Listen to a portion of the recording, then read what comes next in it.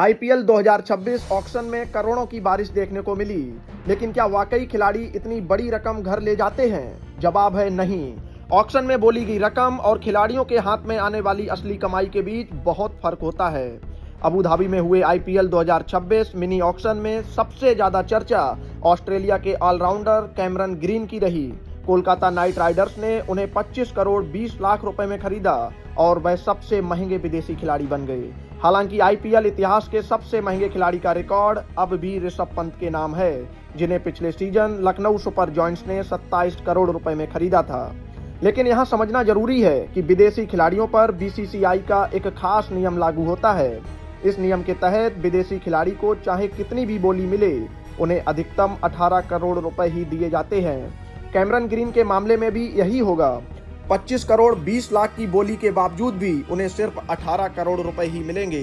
बाकी 7 करोड़ 20 लाख रुपए बीसीसीआई के प्लेयर्स वेलफेयर फंड में चले जाएंगे। यह नियम सिर्फ विदेशी खिलाड़ियों पर लागू होता है, भारतीय खिलाड़ियों पर नहीं। बीसीसीआई का यह नियम ऑक्शन में बहुत ज्यादा बोली लगने से रोकने और वित्तीय संतुलन बनाए रखने के लिए बनाया गया है। यही वजह है कि विदेशी खिलाड़ियों की असली कमाई उनकी बोली से काफी कम हो जाती है। अब बात करते हैं भारतीय खिलाड़ियों की। भारतीय खिलाड़ियों को ऑक्शन में लगी पूरी रकम मिलती है, लेकिन टैक्स के बाद।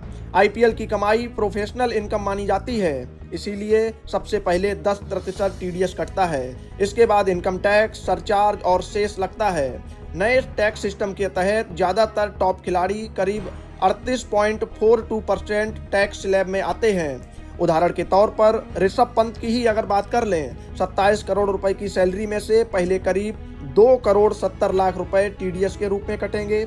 इसके बाद बची रकम पर लगभग 8 करोड़ 95 लाख रुपए टैक्स देना होगा, यानी कुल मिलाकर करीब 11 करोड़ 70 लाख रुपए टैक्स में चले जाएंगे। इसके बाद ही खिलाड़ियों के हाथ में असली रकम आएगी। यानी साफ है कि ऑक्शन में दिखने वाली रकम ही खिलाड़ी की असली कमाई नहीं होती।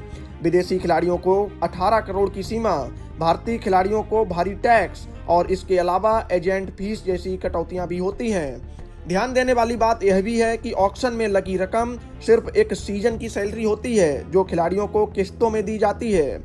इसके अलावा मैच अवार्ड, बोनस और ब्रांड एंडोर्समेंट से होने वाली कमाई अलग होती है, जिस पर अलग से टैक्स लगता है। कुल मिलाकर आईपीएल ऑक्शन में करोड़ों की बोली भले ही सुर्खियां बनाती हो, लेकिन टैक्स और नियमों के बाद खिलाड़ियों के हाथ में आने वाली रकम काफी कम रह जाती है।